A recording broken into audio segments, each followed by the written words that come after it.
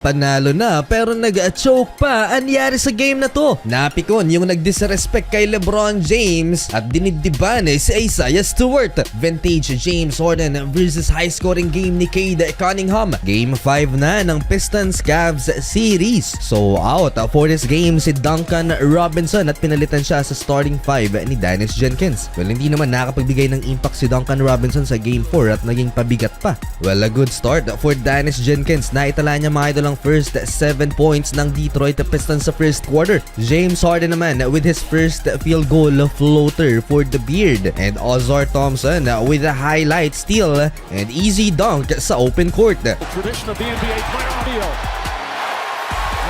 Sa Cleveland naman, napahiya si Tobias Harris nang sabayan pa niya si Evan Mobley too late for that block attempt. Pareho sa game 4 mga idol, struggle din sa first quarter si Donovan Mitchell, 0-for-2 sa field with 2 turnovers. Buti at kumana din ng bench ng Cleveland Cavaliers at hindi sila natambakan ng Detroit Pistons sa first quarter. Cade Cunningham with his first basket sa perimeter at back-to-back pa yan for Cade. More bench points for the Cleveland Cavaliers mga idol. Sam Merrill give and go 3-pointer from Dennis Schroeder assist. And Dennis Schroeder naman mga idol, driving layup and 1 nasapak sa mukha ang German. 10 straight points for Cade Cunningham mga idol bago naman nakapagtala ng back-to-back 3-pointers si Beef Stew off the bench. Nahype ang crowd mga idol kay Isaiah Stewart sa first quarter. Stewart gonna try another. Stewart has another one. Beef Stew. Na-injury scare pa si Donovan Mitchell mga idol papatapos ang first quarter matapos maapakan niya ang paa naman ng photographer. Well naman mga idol, ang Detroit Pistons at the end of first quarter of action 29-27, 2-point game. Start of the second quarter, Cade Cunningham back-to-back points mga idol, mid-range and a 3-pointer, 15 points na and counting for the young superstar ng Detroit. Isaiah Stewart naman mga idol, sinupalpal si Jalen Tyson at napikon mga idol ang player na to ng Cleveland Cavaliers. Di niya kinaya ang lakas ni Beef Stew. Well, not technical dito si Jalen Tyson at nakakumprontahan pa niya si Tobias Harris face to face. Etong player na to mga idol lang nag-disrespect kay LeBron nang sabihin niya sa media na it's Donovan City now, ang Cleveland daw. May angas talaga ang player na to. Well, after niyan ay kumana si Tobias Harris back-to-back field goal against Evan Mobley. Nakabawi siya, high floater by Tobias, baseline drive at eto na naman nag-commit ng turnover si Jalen Tyson at nagkakatrash talkan na naman ang dalawa mga idol at tinuturo ni Tobias Harris ang player na to ng Cleveland at inaasar naman siya ni Jalen. Young superstar versus veteran James Harden mga idol, ni-lockdown siya ni Cade Cunningham, walang nalusutan, late clock, forcing a tough shot. Great defense without fouling by Cade. Another Tobias Harris basket mga idol, lobo na sa double figures ng lamang ng Detroit Pistons 43-32. Dahil sa pag-take over ni Tobias Harris, umabot lang naman ng 15 points ang lamang ng Pistons sa Cleveland.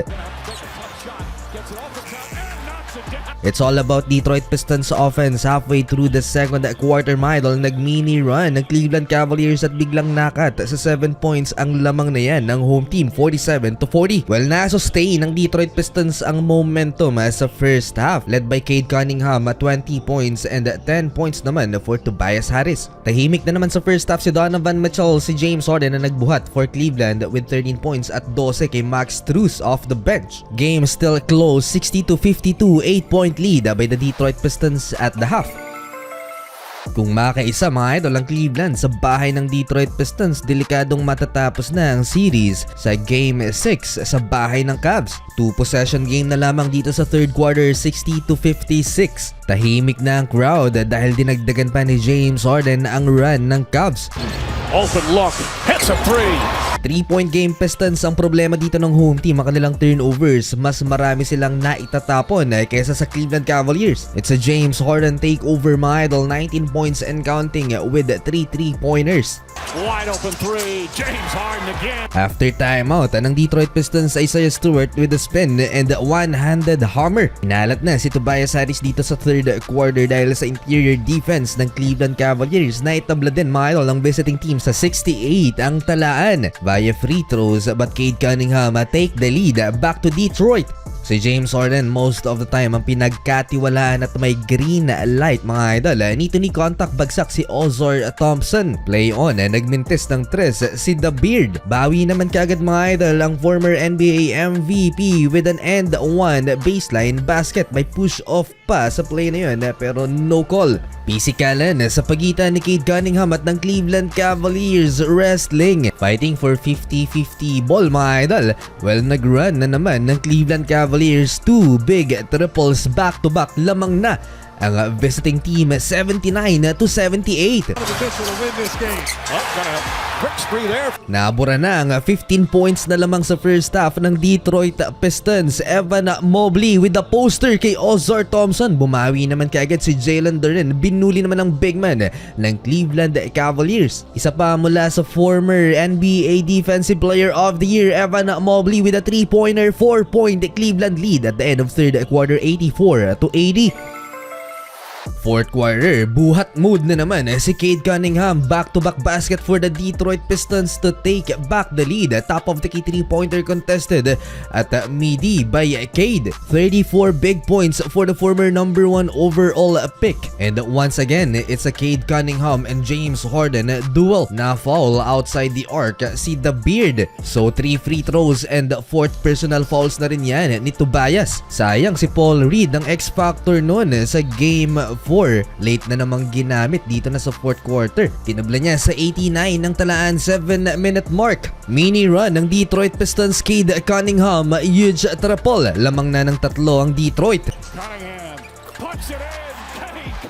Off night si Donovan Mitchell, hindi na nangyari yung ginawa niya sa game 4. 3 out of 11 sa field si Spida. Napako na sa 89 ng Cleveland Cavaliers. Dennis Jenkins, another triple for the Detroit Pistons. 95-89, 2-possession game. 5 minuto na lamang ang natitira sa game clock. 4 minute left mga idol. James Harden pansamantalang naitigil ang run ng Detroit Pistons. May contact pero no call. And Dennis Jenkins with the huge basket and kontra kay James Harden. Here comes Jenkins. Jenkins in for the layup. He banks it home. Di pa lumalayo ang Detroit Pistons mga idol dahil may tres pa si Max Strus, much needed. Pero hawak pa rin ng Detroit Pistons ang momentum with Tobias Harris, 3-pointer from the corner. Last 2 minutes, nag-mini run pa ang Cleveland Cavaliers to cut the lead into 5 points. Evan Mobley with the dunk kontra kay Cade Cunningham. Mukhang nag-CHOKE pa yata ang Detroit Pistons mga idol sa final 1 minute. Evan Mobley with the huge 3-pointer, 103-101. And a chance to tie the game. Evan Mobley sa free throw line. Hindi nagsisipasok ang 3-point attempts ng Detroit mga idol sa final 90 seconds. Well, tie game at 103 mga idol sa final 45 seconds. Chance to win the game. Donovan Mitchell natapik ni Amen Thompson na ang bola. Lumamang ng 9 points ang Detroit Pistons sa final stretch pero naitabla pa ng Cavs sa overtime. Nababaliktad na naman ang laban. 4-point Cleveland lead sa simula ng OT, 107-103. And for his first 3-pointer of the game, Donovan Mitchell. Fakes, sidestep, 3-pointer. It's good.